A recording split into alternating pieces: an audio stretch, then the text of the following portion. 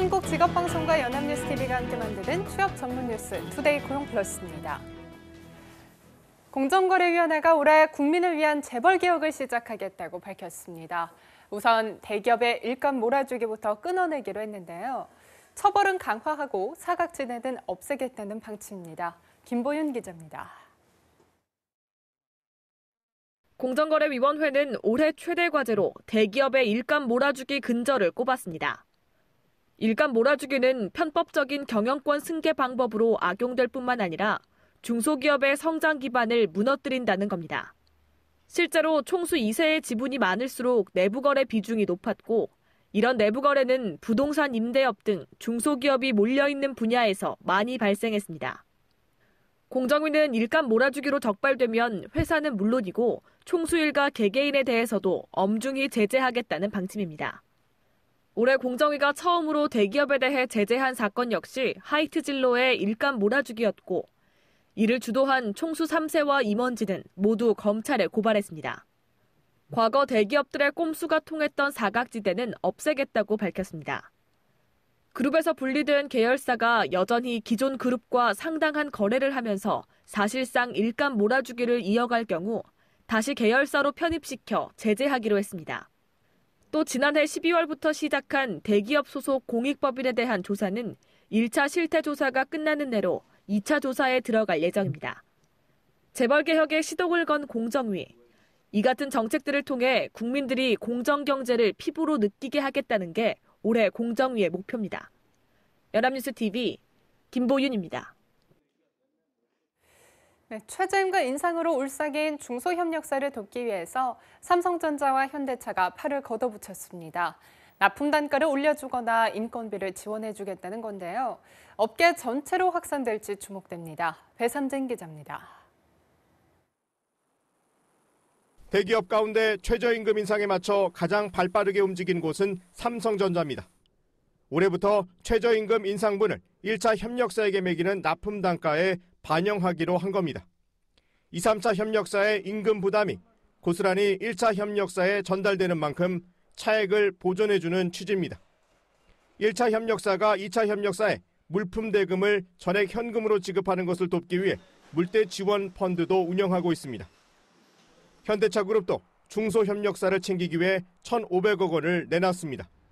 500억 원 규모의 상생기금은 상반기 중 5,000개 2, 3차 중소부품 협력사에게 지원하고 1,000억 원은 상생펀드를 조성해 협력사 인건비 지원이나 회사 운영자금으로 빌려줄 방침입니다. 부품 협력사와의 동반 성장이 완성차 경쟁력의 원천이라는 철학을 바탕으로 협력사의 지속 성장 및 평생 협력에 최선을 다하는 차원에서 기업들은 삼성전자가 기금이나 출연금을 정하면 이를 기준으로 기업 규모에 맞게 출연액을 정하는 관례가 있는 만큼 재계 전반으로 확대될지 주목됩니다. LG그룹은 상생협력을 위해 8,500억 원 규모의 기금을 조성하고 SK그룹 역시 2, 3차 협력사까지 챙기는 방안을 찾고 있습니다. 임금 인상률을 외주사 계약에 미리 반영해온 포스코도 추가 조치가 필요한지 검토에 들어갔습니다. 정부에서는 협력사의 경쟁력이 대기업의 경쟁력이라고 보고 대기업이 지원하는 협력사에 맞춤 지원하는 방안을 강구하기로 했습니다. 연합뉴스TV 배삼진입니다. 아르바이트생 10명 가운데 2명 이상은 올해 인상된 법정 최저임금인 시간당 7,530원을 받지 못하는 것으로 조사됐습니다. 아르바이트 포털 알바몬이 최근 아르바이트를 하는 3,200여 명을 대상으로 설문한 결과 최저임금에 못 미치는 시급을 받고 있었다는 응답자는 전체의 22.2%로 나타났습니다. 반면 전체 절반 정도인 1,500여 명은 최저임금보다 많이 받고 있다고 응답했고 최저임금에 맞춰서 받고 있다는 응답자도 1,000여 명으로 집계됐습니다. 파리바게뜨가 최저임금 인상 등에 따른 가맹점주의 고통을 분담하기 위해서 상생 방안을 내놨습니다. 파리바게뜨의 가맹본부인 파리크라상은 가맹점주협의회와 가맹점 손익 개선 및 상생 경영 방안 협약을 체결했다고 밝혔습니다. 협약에는 가맹점이 본사로부터 반드시 사야 하는 필수 물품을 기존 3,100여 개에서 2,700여 개로 약 13% 줄이는 내용이 담겼습니다. 또 신제품에 대한 본사 마진율을 최대 7% 축소해 가맹점이 추가 마진을 갖도록 했고 의무 영업시간도 1시간 단축했습니다. 배달 대행업체가 우후죽순 생겨나면서 거래처 확보 경쟁 과정에서 배달기사들의 명의를 음식점 등에 넘겨 탈세 악용하는 사례가 생기고 있습니다. 이로 인한 피해는 고스란히 영세한 배달기사들 몫인데요. 박현우 기자가 취재했습니다. 배달기사로 일하는 27살 김모 씨는 최근 소득 관련 서류를 뗐다가 뜻밖의 사실을 알게 됐습니다. 소득이 없었던 2015년 8월부터 2016년 3월까지 서울의 한 음식점으로부터 총 800만 원이 넘는 임금을 받은 것으로 돼 있었던 겁니다. 저하고 이제 관련이 없고 제가 일한 적도 없는 업체에서 허위로 이제 소득 신고한 거를 알게 되어서 깜짝 놀랐어요. 음식점 문의 결과 김 씨가 2015년 3월까지 4개월 정도 일했던 배달 대행 업체로부터 김 씨의 명의를 제공받았다는 답이 되돌아왔습니다. 제가 주민번호를 어떻게 알았겠습니까? 그렇게 처리하라고 그래서 알려주셔서 한 거지. 그 세 분인가 두 분 거를 주셔가지고 이 친구들 걸로 해서 비용을 떨으라고 이렇게 얘기를 해주셔가지고.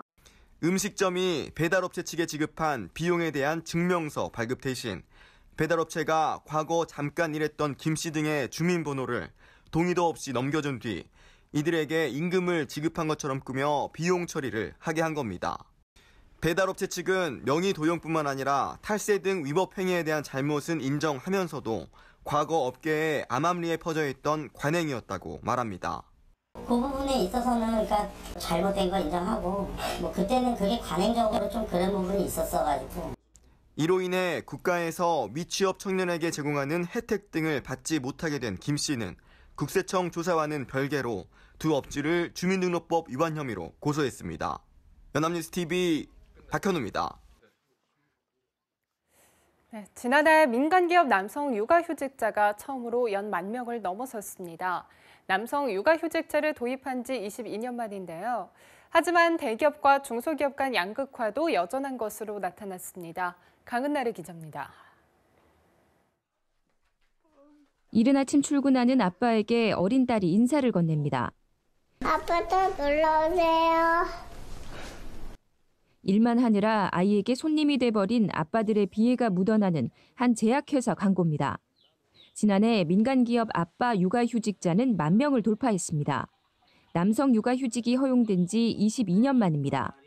전년보다 58% 증가한 수치로 전체 육아휴직자의 13%가 남성, 8명 중 1명꼴입니다. 하지만 남성의 평균 육아휴직 기간은 198일로 303일인 여성에 비해 짧았고 3개월 이하가 41%에 달했습니다. 대기업 쏠림 현상도 여전했습니다. 300인 이상 대기업 근무자가 62%였습니다. 10인 이상 30인 미만 기업에서도 전년보다 43% 늘기는 했지만 대기업보다 증가율이 25%포인트 낮았습니다. 중소기업이나 비정규직이나 이런 집단에서는 대기업이나 공공기관보다는 타이트하게 운영되기 때문에 회사에서 보이지 않게 만류를 하거나 상당한 사례 중에는 퇴직 권유하는. 개선되곤 있지만 남성 육아휴직 비율이 40%가 넘는 유럽 국가들에 비해선 아직 갈 길이 먼 한국. 정부는 가정 내 두 번째 휴직자에게 첫 3개월간 통상임금의 100%를 휴직급여로 주고 있고 7월부터는 상한액도 200만 원으로 올릴 예정입니다.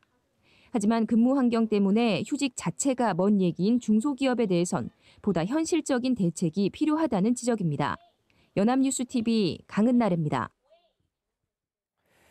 네, 문재인 대통령은 각 정부 부처가 청년 실업을 해결할 의지가 있는지 의문이라고 지적했습니다. 문 대통령은 국가재난 수준인 청년 실업 해결을 최우선 순위로 두라면서 특단의 대책 마련을 주문했습니다. 성승환 기자입니다. 청와대에서 청년 일자리 점검 회의를 주재한 문재인 대통령은 관련 부처가 문제 해결 의지가 없다고 질타했습니다. 청년 실업 문제가 국가 재난 수준이라고 할 만큼 매우 시급한 상황임을 여러 번 강조해 왔습니다. 정부 각 부처가 청년 일자리 문제 해결에 정책의 최우선 순위를 두고 있는 것으로 보이지가 않습니다. 문 대통령은 지난 10여 년간 정부가 20여 차례 청년 고용 대책을 마련했지만 결국 문제 해결에 실패했다고 지적했습니다. 그러면서 국가적 재난 수준인 청년 실업 문제 해결을 위해 긴급자금 투입 등 특단의 대책을 마련하라고 주문했습니다. 특히 25세에서 29세 인구가 대폭 늘어나는 향후 3, 4년간의 대책 마련에 실패하면 더욱 절망적인 고용 절벽이 될 수 있다고 말했습니다. 일자리는 민간이 만드는 것이다. 시장에 맡겨야 한다. 그런 고정관념이 청일자리 대책을 더 과감하게 구상하고 추진하는 것을 갈아먹고 있지 않은지 돌아볼 필요가 있다고 봅니다. 문 대통령은 일자리 정책의 현장 목소리를 적극 반영할 것과 민간 동참 유도, 청년의 해외 진출을 적극 지원할 것을 당부했습니다.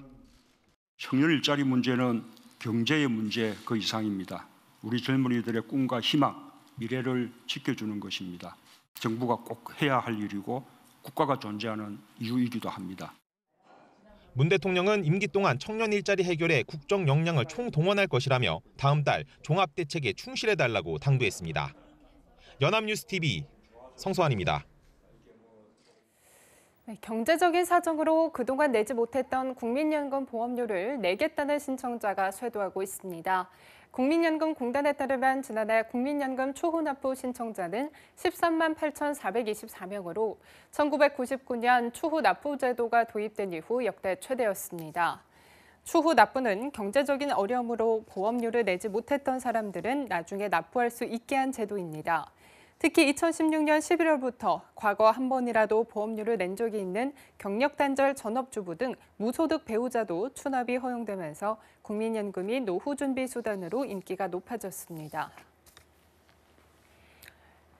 다음 달 10일부터 25일까지 평창 동계올림픽 기간과 3월 9일부터 18일까지 패럴림픽 기간에 서울 광장과 평창, 강릉 올림픽 경기장을 오가는 무료 셔틀버스가 운행됩니다.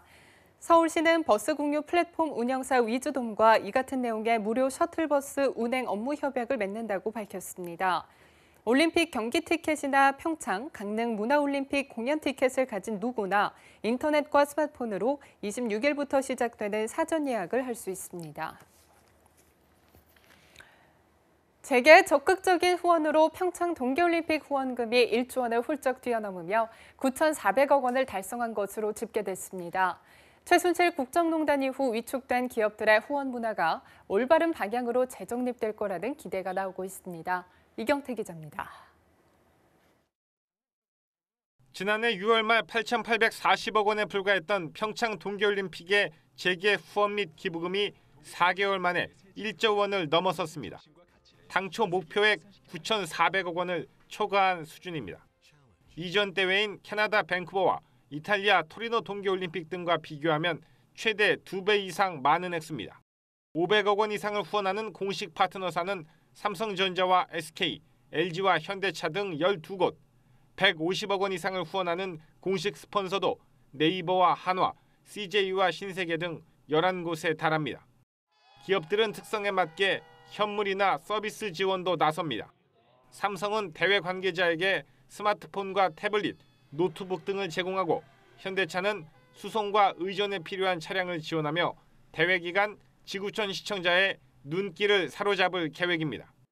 SK텔레콤은 평창 정선 강릉에 LTE 재난 안전망을 가동하고 롯데는 롯데 월드타워의 초대형 LED 조명으로 성화 봉송 모습을 형상화했습니다. 평창 동계올림픽을 계기로 기업 후원금이 더 이상 정경유착의 도구가 아닌 무형의 가치를 창출하는 합리적 투자로 자리 잡아야 한다는 목소리가 높습니다. 연합뉴스TV 이경태입니다.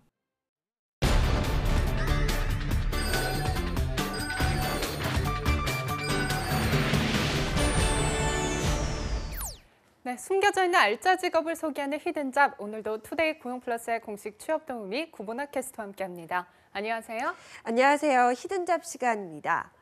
흔히 스포츠를 코트 위에서 펼쳐지는 인생 극장이라고 합니다. 특히 팀 경기는 함께 뛰는 동료들과 팀워크가 좋아야 승리를 할 수가 있는데요. 만약 말이 통하지 않는다면 어떨까요? 말이 통하지 않는 해외에서 프로 선수로 활동한다는 건 쉬운 일이 아닌데요. 이렇게 의사소통에 어려움을 겪는 선수들을 위해서 탄생한 직업이 있습니다. 바로 스포츠 통역사입니다. 오늘 히든잡 시간에 자세히 알아보도록 하겠습니다. 네, 맞아요. 스포츠의 경우는 실력보다 팀워크라고 이야기들 하잖아요. 선수들의 통역사라고 하니까 꼭 필요한 직업이겠어요. 네, 그렇습니다. 좀 더 자세히 이야기를 하면 스포츠 통역사란 외국에서 영입된 선수나 코칭 스태프의 의사소통을 책임져서 일상생활에 적응하고 또 경기에 집중할 수 있도록 도와주는 직업을 말합니다. 스포츠 중계에서 작전 타임 때 외국인 선수나 스태프 옆에서 통역을 해주는 분들을 종종 보셨을 텐데요. 바로 이분들이 스포츠 통역사인 겁니다.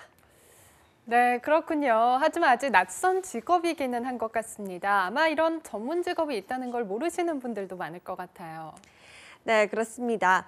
하지만 국내 1호 스포츠 통역사가 탄생한 지 이미 35년이나 됐는데요.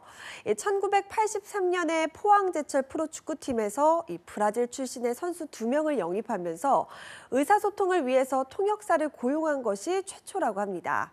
이후 1990년대에 들어서부터는 구유고 연방이나 구소련과 같은 동구권 선수들을 영입하면서 본격적으로 스포츠 통역사 채용이 활성화되었다고 합니다. 생각보다 국내 스포츠 통역사의 역사가 오래됐군요. 그렇다면 스포츠 통역사는 경기 중에 외국인 선수들의 통역만 하는 건가요? 물론 경기를 할 때도 중요한 역할을 하지만 경기장 밖에서 더 많은 임무를 담당하고 있습니다. 우선 대다수의 외국인 선수가 우리나라에 대한 자세한 정보 없이 오는 경우가 많기 때문에 일상생활을 도와줄 수 있는 존재가 필요하기 마련인데요. 식사는 물론이고 병원 방문, 또 금융 업무 등을 도와주는 것 역시 스포츠 통역사의 임무라고 합니다. 네, 외국인 선수에게는 스포츠 통역사가 통역사이자 친구 또 매니저와 같은 전천후 역할을 하는 존재겠어요. 네, 그렇습니다. 또 이 비시즌 때도 스포츠 통역사의 존재는 빛을 발합니다.